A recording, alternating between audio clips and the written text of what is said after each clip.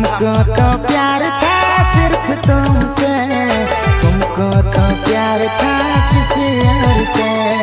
कहने को सिर्फ हम तेरे थे, तेरे दिल में तो कोई और था। डीजे वीरेंद्र महतो सुहा।